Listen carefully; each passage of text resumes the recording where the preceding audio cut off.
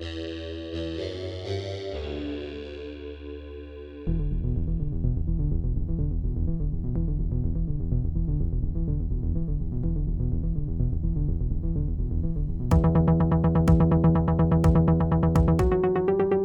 every generation, two Prose Bros are born.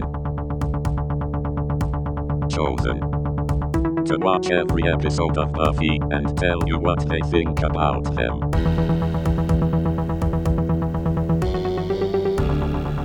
This is the Prose Bros Visit Sunnydale. Season 2.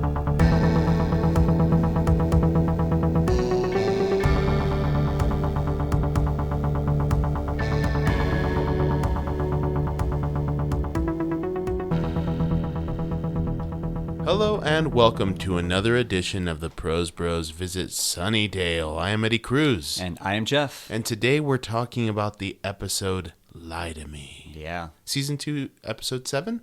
Yeah. I actually forgot which episode this was going into it. I thought Lie to Me and it didn't click that this is the 4th episode.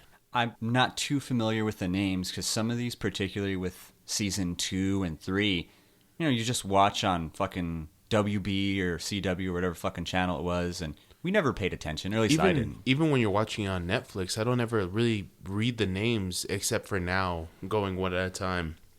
So at least that's like one thing that this podcast is doing, is teaching me the names of every single episode of the Buffy series. And I think we're paying a lot more attention to directors and writers. This one was a Joss Whedon directed and written by. I thought it was a solid episode. What do you think? It was a good episode. Yeah. What happened this episode? So this episode starts off in a park, which apparently there are parks in Sunnydale. And when you think about it, there are a lot of parks in Sunnydale. That's a previous comment that we said before. There are no parks in Sunnydale, only cemeteries. No, there are a ton of parks. Or at least the park shows up. There might just be one, but it's in the show a lot. There is at least one park. Yes. They might change it. I don't know. But definitely at least one park we know of. So the show starts off with a kid alone in a park at night, which before we get into anything else, I want to mention there are just fucking terrible parents in Sunnydale. I agree. I don't care what that kid was doing after school or whatever, but who was chaperoning that event? Like, if it was soccer practice, then why didn't the coach stay with the kid until his mom picked him up? I mean, that's just like coaching 101, right? Or I don't know if there was an event. Maybe the kid just, wanted to go to the park and was waiting for his mom or parents. I'm just guessing that it's like an overall thing that all schools let out around 3:30 p.m. So that felt like 9 p.m. to me. That felt like very late, to the point where like there's no sun. Drusilla's walking about. It's not like right after sundown or anything like that. And sundown would be around like 5 or 6. And there was nobody else around. Nobody. It's not like the park was bustling or anything. He was inside of a jungle gym going, "Oh, my mom's such a bitch." Like, why can't you just like come pick me up instead of drinking that box of white Zin and watching that horrible Frasier show? I wish she would have never had me when she was 15. This is what happens. Anyway, Drusilla comes out and starts talking to him, right? Yeah, which is the first time, at least I have liked Drusilla so far. All right. I've liked the combination of Spike and Drusilla, but you see her by herself, and for the most part, I find her kind of annoying. I agree, because she talks in riddles and whatnot, but she does what she does well, or the actress does what she does real well, I think, in making you feel like this lady's out of her mind. And she was sufficiently creepy in this scene with the little kid. Yeah, like explaining like what her mom used to sing to her, and then I wonder what your mom will sing when she finds you dead. Yeah. When she finds your body. That was pretty awesome. That's pretty crazy, right? And also, when she starts talking to Angel, because, all right, spoiler alert, Angel shows up and saves the kid. A 2-minute spoiler that happens like not even Right 2 after. minutes later. Yeah. So Angel shows up and he's like framed kind of weird, and he's like, "Go home, run home." And Drusilla starts talking to Angel, and it felt like to me right off the bat that she was kind of maybe sensing something in the future that was about to happen. You think so? Yeah, it seemed like she's like, "Oh, Buffy." He's like, blah, blah, blah. He's like, Buffy mentions her, and she's like, "Is she in love?" She has no idea what's coming, does she? And then, like, at the end, she's all like, "Well, we'll see you soon." And then she's like, "It's not the end. This is only the beginning." Like, kind of just knowing that maybe that she foresees the return of Angelus coming up. Maybe. I do like that about Drusilla, that you never really know if she's insane or... Well, she is insane. She's but insane. if she's But just maybe- speaking out of her ass, or she's talking about, prophetic speech. Are the driving forces of her insanity just because she likes birds and killing them, or is it somewhat prophetic? And that's what makes her interesting. Yeah, that and Spike, Yeah. because Spike's super interesting. Yeah. So in that scene, Angel and Drusilla are talking. Buffy ends up showing up. I guess she's on patrol, right? And she sees both Drusilla and Angel from far away, and it looks from her vantage point that they're making out in a park, which is kind of funny because that's such like a teenage girl thing. It's like, oh my god, my boyfriend's making out with this girl in a park. I want to just start counting the times that Buffy shows up to somewhere and assumes that Angel is with somebody else at this point, because she does it at the beginning of any episode that's crucial to their relationship. Is like her showing up and him talking to Cordelia, her showing up and him talking to Drusilla. Usually it's Cordelia, but just her coming in and being all like, "Oh," and immediately giving up, like immediately completely just dropping all of this relationship, like just showing up and being like, "Oh, he's fucking Drusilla, gross," and like taking off, or like, "Oh, he's talking to Cordelia, this is over." And he like- has his own place. He could just take girls back to like the fucking inside of the Bronze or wherever. Wherever it is that he lives at, like that electrical closet in the back. However, it just seems like she's once again a 16-year-old girl. But yeah, it's he's talking to another girl. It's the end of the world kind of thing. In this case, though, she actually has a little bit of a reason to be speculative about Angel. Well, his history with Drusilla. Yeah. And the fact that, she has kind of that movement that when they're speaking, it makes it look from far away that there could be something going on. Well, right? yeah, anytime she's talking with somebody, it looks like she's about to make out with them. Is Drusilla's thing. Even that little kid. Like is at any point she was just going to pounce on him. Do you think that kid was all, fuck yeah, I'm going to get fucked tonight? He looked like a little randy bastard. Yeah. He's pissed at Angel. He's like, why'd you cock block me, bro? You see that? She was totally into me. She was talking about my body and shit. She's totally into my body. Oh, man. Yeah, so where were we? We're just at the beginning. So after that, we end up at the school, and Buffy's talking to Giles. She's acting kind of weird. Giles gives Buffy the night off to go hang out with Angel, and she's Only like, because I he don't know. wants the night off, though, which Yeah. is very, very like hypocritical of him. Yeah. At this point, which is funny because when it was Buffy's, personal life getting in the way, Giles gets all crusty about it. But then when it's his life and his chance to, I immediately thought that he was going to go to like a hotel with Jenny Calendar and bang her out or something like that, because of the way he was talking. Like, here's my beeper, here's her beeper number in case you need us for anything. It just didn't seem like they were going to go like to the movies or anything. I saw it more as like a parent kind of like, okay, if there's an emergency, this is how you can contact me. Okay. But yeah, I did think it was weird that Giles is he's just like another horny teenager. He's so infatuated with Jenny Calendar, he doesn't really care what's going on. Yeah. I'm going to get to more issues with that later, but that's throughout this episode, right? Giles is basically not there until the end. Yeah. You know what else is not there? Bras. No bras. Jenny Calendar and Buffy not wearing bras at the beginning of this episode. Later on, they put some bras on. Is that a 90s thing? I don't know, man. I feel like they're just trying to push the envelope with a bunch of 16-year-old boys watching the show. I don't think... Was that the target audience? I don't know, man. Definitely not. Well, it was for both of us. It was. And Shanna watched it in her 20s, not when it first came out. Like, the only people that saw this when it first came out were a bunch of fanboys. It's like the same thing with Veronica Mars.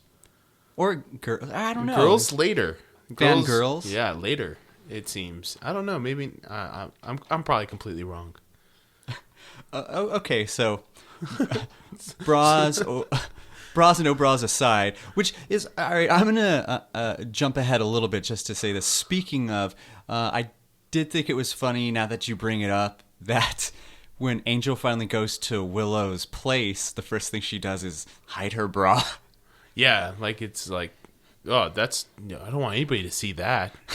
I don't want anybody to know that I have one of those because nobody else in the show wears them. There's a little, I don't know, motif of bras or no bras in this episode. I feel kind of weird going on about this. Yeah, so, me too. Let's go back to hair clips. Yeah. I'm going to move on to Billy Ford, who we see enter. Comes in quick. Yeah.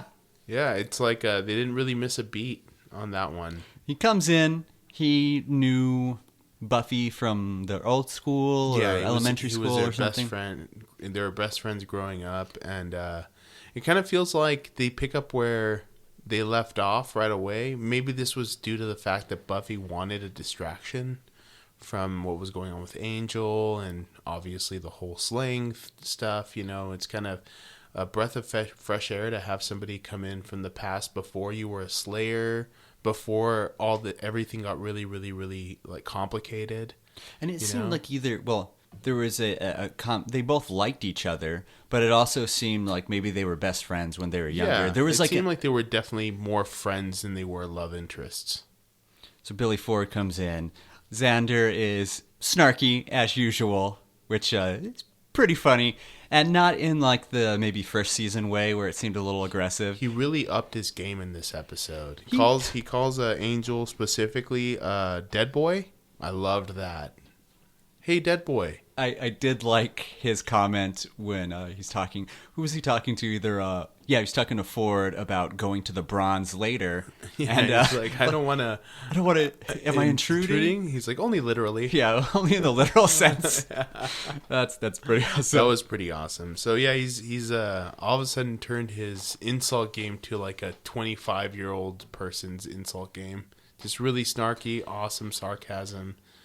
Doing a good job. Good this episode. Yeah, his jealousy is once again coming off funny, not bitter, and that's really nice. And they didn't have a lot for Xander to do this episode, so no, being just a comic relief guy, it's pretty good. Yep. So they end up at the Bronze. Angel's there. It's kind of awkward for everybody. Xander points it out. Well, Buffy and Ford, I guess, are walking home. Buffy realizes that somebody's under attack from vampires. She runs off, tells Ford that when she left her purse or something. I was about to say phone, but that's no. Maybe beeper. Yeah, maybe beeper. She left her beeper inside. He immediately turns around, does not fall for her ruse at all. He turns around and turns right back. Immediately giving us something to maybe think about, is this guy, what's up with this guy kind of thing. He goes back up to Buffy, and Buffy is obviously just slayed a vampire, and he admits to her that he already knew that she was a slayer. In my opinion, sending up red flags. Yeah, definite red flags. Yeah. It's one thing to be, I knew that you hunted vampires, or something, you killed vampires, something like that, but... The Slayer? Yeah. Motherfucker's done his research. Yeah, which is kind of crazy. Why would he be doing research? Why did he move to the school? All that stuff is way too convenient for him to also know that she's a Slayer. And Buffy should have known something, but again, she's distracted with Angel. That should have been, holy shit, you know about this? Giles should have known better, but his head's up his own ass too because of his date with Jenny Calendar. Which was to a monster truck rally. Yeah. Which, poor bastard. I've been to one of those. You get high off the fumes, but other than that, it's pretty boring. That's the best part of a monster truck rally, getting high off the fumes. It makes it all good. The fumes of the trucks are just like the Budweiser breath in the air. It's all of it. It's the farts of 30,000 people, the Budweiser that you're having, the fumes from the trucks, and the motorcycles, and the hot air coming out of everybody. It's like a Trump rally. Pretty soon after, we see that there is something up with Ford. He's at this pseudo-vampire party. It's not real vampires. We find out that it's people who want to be vampires. I think this was kind of a jab at Anne Rice people. Yeah. Right? It felt like it seemed that. like. And through the jabbing, they also poked fun at themselves for maybe using some of the same tropes. Like, immediately when Angel is making fun of one of them for the way they dress, another person comes from behind him and is wearing that exact outfit. And it's one of those things where it's like making fun of the broody vampire just as much as the flamboyant Lestat kind of vampire that, quote-unquote, Diego wanted to be. Vampires can't see themselves, so why are they so concerned with fashion, which Angel clearly is? Yeah, absolutely. And how does he get his hair so... how does he do his hair every morning?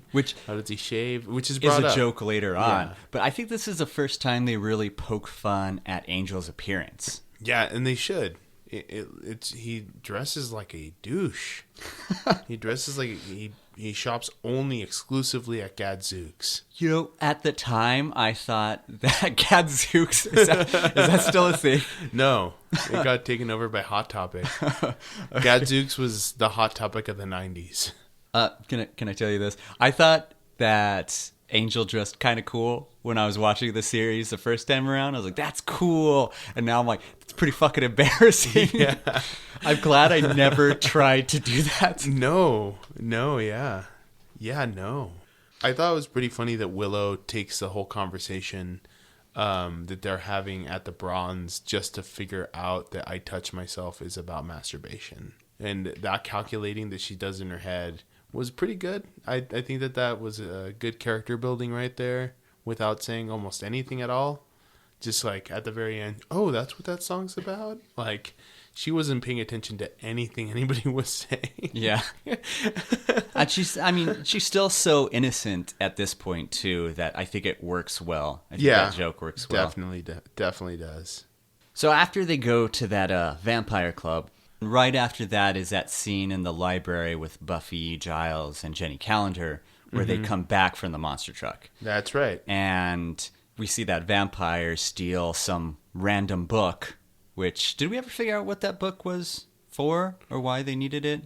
At least not in this episode, right? I mean, Spike looks at it a little bit.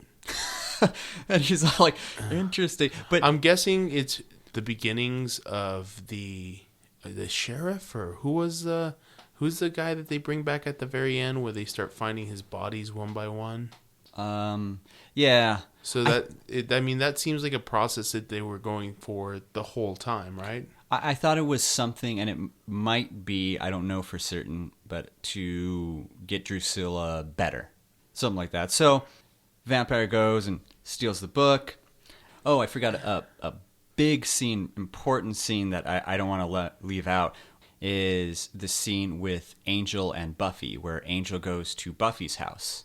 And he's the one that tells her that Ford is up to no good. Yeah, first he tells her, like, yeah, Drusilla and I have... Well, he tells her a lie first. He's like, I stayed home last night. Like, something you would say if you were cheating on somebody or something like that. That motherfucker's not reading books. Why are all these vampires reading books? Yeah, right? No. Like, so he tells her that... blah, blah, blah, blah, I've been with Darla, and then he tells her, yeah, your friend... I don't think he said that, but I like that. You just... if he had, like, explained everything, that he would have told her like, yeah, I used to fuck her, right? I mean, he did. There's Yeah. that one time where he did it to spite Spike. Yeah. Spite Spike. definitely, yeah. So in this conversation, he asks her like, "Do you love me?" And Buffy says yes. And I guess at this point, I don't understand why she loves him, right? I mean, other than the fact that he's supposed to be a gorgeous man, I personally am a Spike guy myself. I think Spike is gorgeous, but I don't think Angel's gorgeous. And so other than that fact, he's kind of a horrible person. And all he's told her about himself and his past is that he's a horrible fucking person. And he just told her 2 seconds before that he killed a woman because she was a virgin. Yeah, I mean, I can see why she likes him. I don't think we as the audience, do we need to understand exactly what she sees in him? He knows about her secret. It's almost like they work together. She loves his coats. Yeah, the coats, his fashion sense. He's the older, brooding guy. It's a romance she's not supposed to have, so there's that. I get that stuff. Star-crossed lover sort of thing. And I think that in following episodes, we are going to get more of the cement to make the love process happen. But I think they threw out the L word too early, man. You know, when I was watching it the first time around, I agreed with you. Mm-hmm. Like that, I was like, that happened way too fast. But now, as like a 33-year-old man, I could see how teenage love, at least for her, okay, fleeting. She may quickly. think it's love. Yeah. It may or may not be. But at the time, it happens so fast, and who knows what's going on. So I accept that. I like that. Happened so fast, and who knows what's going on. You like that? Yeah. You missed a big part of when she says she loves him, though, because that other part is that, but I don't trust you. Oh, yeah. Which is major for the rest of the season. I think it's because those are two contradicting fucking ideas. I don't think so at all. You need trust for love. It helps, but you can still love somebody and not trust them, and I think that's why this relationship is so complicated. Like that uncle that always steals from you when you invite him over to watch football. I don't want to talk about your weird uncles, man. God damn it. I gotta love him, though. This podcast is going to turn into something else if we start talking about strange uncles coming over and doing God knows what. Are you saying that my uncles are weird? Okay, so after the scene with Buffy and Angel, where she admits that she loves him and doesn't trust him, that's when Buffy goes to Ford's little vampire lair. Awesome his vampire. Anne Rice fucking dork basement. I don't know what you want to call it. I love it. I would call it home if I could. Just go in there every day and light candles all night. So, bunch of the vampire wannabes are there. Ford traps her in and tells her that the vampires are coming for her. He made a deal so he could become a vampire himself. Yeah, it's ridiculous. And also his interaction with Spike when he actually makes the deal, it's so cheesy to me. How so? I don't know. It felt off. It was delivered well. And the lines aren't really cheesy. I mean, if you write them down, like, oh, just say it, come on, just say it. And he's like, all right, tell me in 30 seconds or I'm going to kill you or whatever it is. See, that scene does feel weird, and I was thinking about that. I wonder if maybe it just wasn't done well. And I think you're trying to say this, but the reason I think so, there's supposed to be this layer of detachment with Ford, right? Mm-hmm. With all these vampire wannabe people, because they don't understand what's going on. They view these vampires in kind of that like Lestat, Anne Rice, romantic sort of way. And in the world of Buffy, all vampires, minus the ones with souls, there'll be multiple. Come on, guys. This show's fucking 20 years old. There's going to be 2 vampires with souls. Minus those guys, the rest are just fucking evil. Yeah. In varying degrees of evil. But they don't understand that. And it's almost like all the knowledge they get is from movies or shows. Even if they do get it from movies or shows, like Lestat killed a lot of fucking people, and he was not a good dude. And he was pretty ugly towards the end. And Brad Pitt, too. Well, I guess Brad Pitt was a good one, right? Yeah. He was a tortured one. That was his character in the movie, right? Yes. Brad Pitt. Yeah. It was Lestat and Brad Pitt. Uh-huh. I don't remember his name, dude. Anne Rice's new fucking novel, The Vampire Brad Pitt.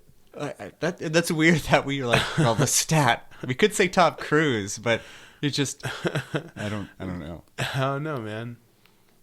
So while Buffy is trapped, she has that moment with Ford where we discover why Ford wants to become a vampire. Yeah, that's really, it's weird.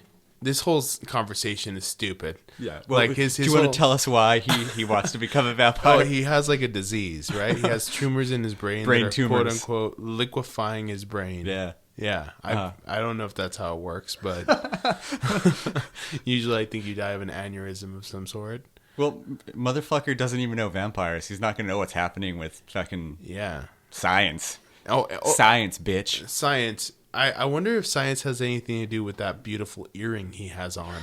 Before we get to that, we're gonna jump. You're jumping all over the place. We want to talk about this conversation first. Okay, so he tells her like, "Yeah, I have tumors in my brain, and they're liquefying my brain." And he's like, "Oh, it was so easy for you to like talk to me about ethics and like being a good person before you knew this." And then Buffy's all like, "What the fuck?" Like, okay, I feel bad for you, but that's no justification for this. Sarah Michelle Gellar, her acting in that scene is great, and I don't think it works. I don't think it needs to be, because they're friends. We talked about this during the episode.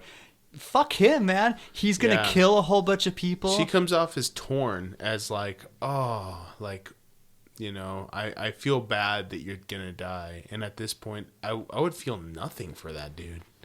He was gonna kill like 20 people in order to turn, I guess, himself. That's so, and not even understand the repercussions of what he's doing or what is going to happen to him after he gets turned. Essentially, they try to write him as a character that got lost inside of his own imagination of what the future could be as a vampire.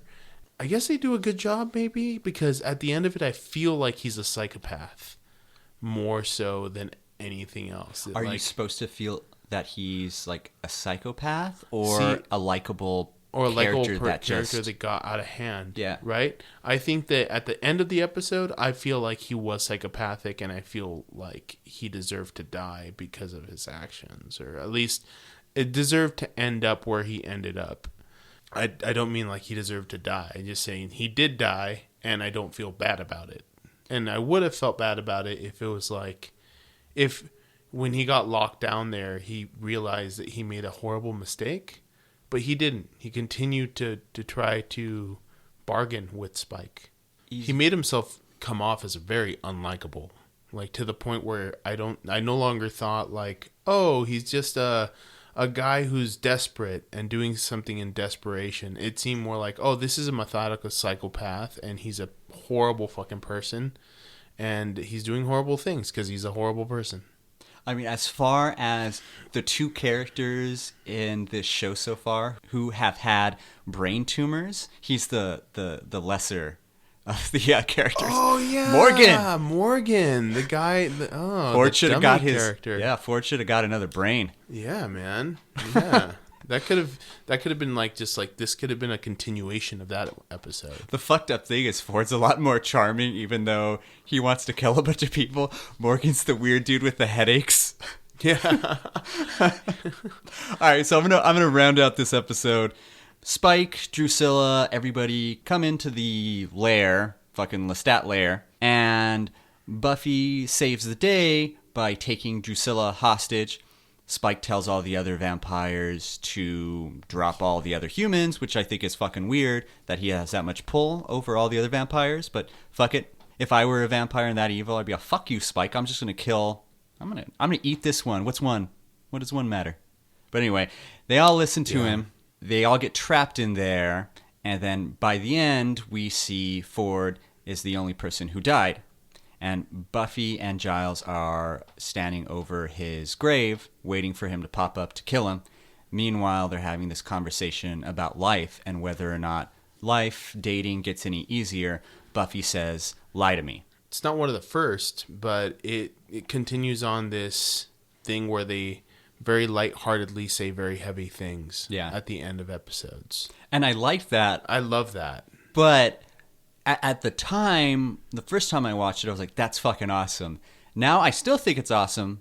Although I was like, Giles, you didn't do shit this episode. Yeah, all you did was try to get laid. You could have tried to help Buffy a bit more. But I think that goes to the overall theme of being distracted, or maybe I'm just making excuses for the episode, but being distracted with your love life, other things that are going on, and things are complicated. It's not easy. It's the first time that his librarian job could have actually helped with slaying, or at least solving a case, because he's a librarian at the school where this kid enrolled and apparently didn't enroll. And he could have very easily found out that this kid wasn't enrolled. Do you think they have access to that? I think that if he's the fucking watcher, he should have by now gotten access to that. Okay, I'm gonna blame Jenny Calendar more than Giles. Because she's even a computer hacker. Yeah, even if he did have access, he doesn't know how to use the computer. He would get Willow to do that. Yeah, or Jenny Calendar, and she also, even if she didn't have access, could easily get access for him. And they were hanging out that night. But he doesn't care. And she knows about the Slayer. And she knows about Angel and all this shit. Do you think, am I trying to like round off this episode too easily by letting Giles off like that? Like, well, it's because life is complicated and dating's complicated. Or did they maybe just, they didn't have much for Giles to do and they wanted him away so Buffy could deal with this problem?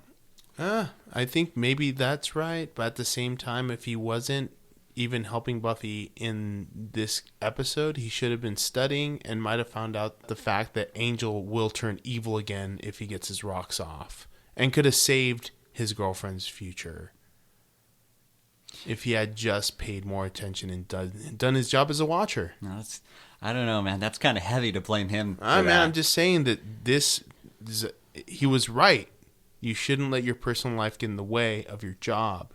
And in this case, he's the one that did it. And it cost him a lot. I think this conversation, we're going to bring this up again. But the way I feel about Giles and Angel and Buffy, it's almost, he is the father figure. Mm-hmm. So if Buffy likes Angel, well, I'm sure he's kind of wary. He wants her to be happy to an extent as well. He's the father. So he's not going to be all, you can't see him, this and that. It's only going to drive a wedge between them, right? And make things more difficult in, I don't know, her Slayer training or this and that. He should know better as a watcher, but I think we're seeing Giles the Watcher, his job getting kind of melted in with this father figure and his care for her. I agree. So we talked a little about why Buffy was so cool about Ford knowing, right? It was very awkward. It was, all right, the pacing of this whole episode was really fast. And I didn't mind that. I think they did it well. But it was a lot. It was a lot to see her reconnect with him, to believe that they were friends at one point, and to have him betray her all in the first half, like in the first 2 acts of the show.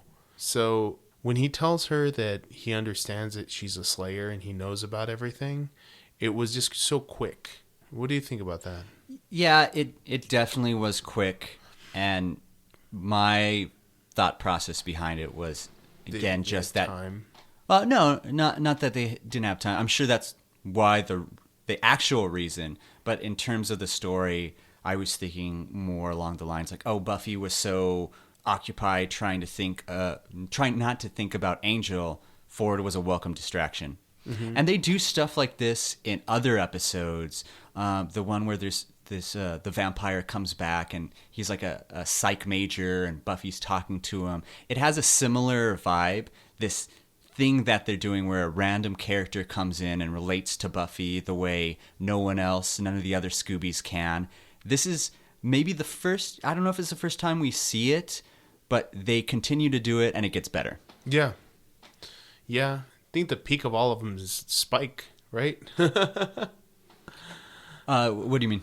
characters that shouldn't that get her more than other characters. Oh, no, I just meant like the ones that come in for an episode, seem to know her, and then leave. All right. Another thing I noticed that I kind of missed in this episode, I was like, man, very little Cordelia. All she does in this episode is really sympathize with Marie Antoinette and just kind of like... Which the joke kind of falls flat for me. It's like, oh, we get it. Cordelia would be the type of person that would not understand the plight of the commoners. Characterizing her more when they've already kind of beat us over the head with the fact that she's horrible. Yeah. Kind of, I don't know, a way to keep her maybe keep her paid? Who knows? Yeah, maybe she has to be in a certain amount of episodes to get health insurance or something with SAG. It's like they just, I don't know, this episode, she didn't really have a lot to do. I think maybe because Xander didn't have a lot to do, so they can't really throw her in with Xander. Buffy is already jealous over Drusilla, so we can't have that happen again. It's like, what do we do with Cordelia? Yeah. You kind of just throw it in there for the sake of throwing her in there. I kind of found that Buffy's powers were put into question again. The inconsistent Slayer powers. That one vampire comes into the library and pushes her and Giles over, and they seem to have the same amount of strength against her. Like, they seem to both be very ineffectual at stopping this vampire, and she's the vampire slayer, and he's not. So I understand that he would be pushed down by this vampire, but I would imagine that she would be able to be like, oh, I'm at least not going to fall.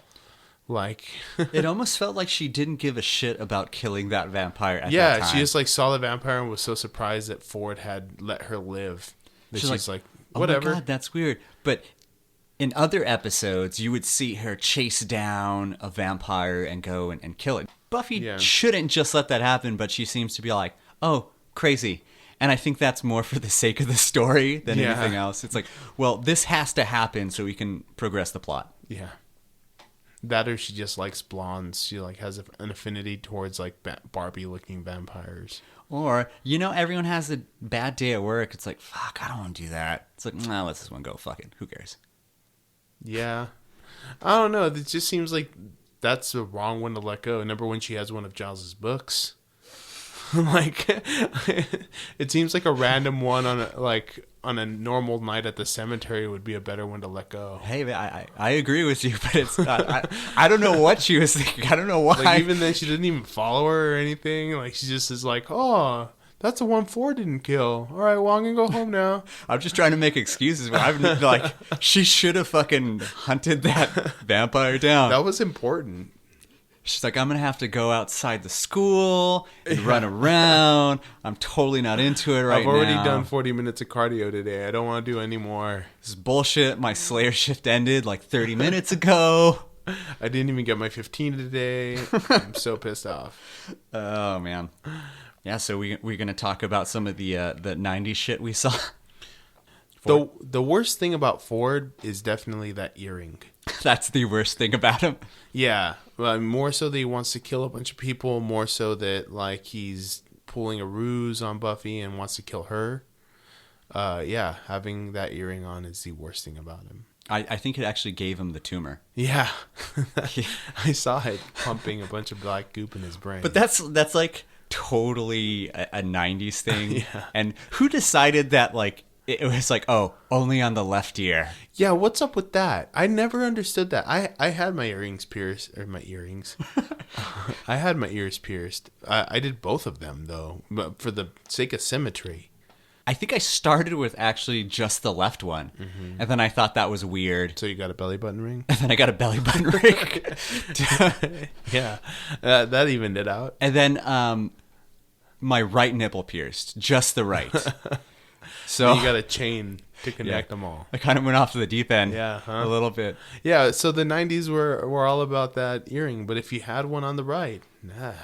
Yeah, you were gay? You were, I guess so. That was it. That was it. It has nothing to do with anything else. I'm not trying to put anyone down, but that was you couldn't have an earring. No, because all of a sudden now your sexuality has changed. Why couldn't you have them on both sides? Was there a reason why? I thought it made you bi, so I went ahead and did it that way.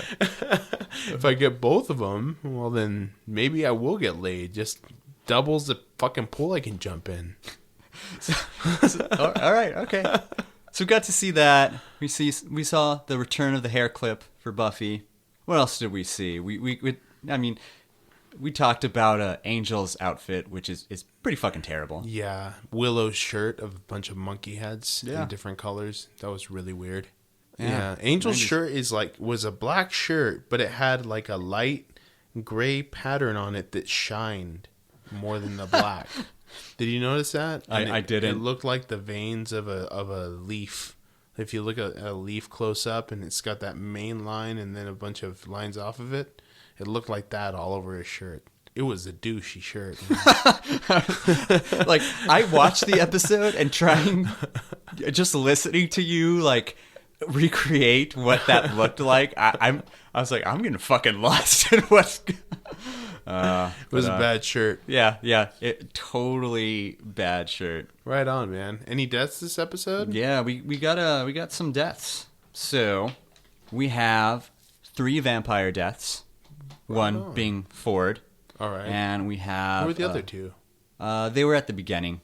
There was okay. the one vampire that Buffy kills when Ford is there. There was another one.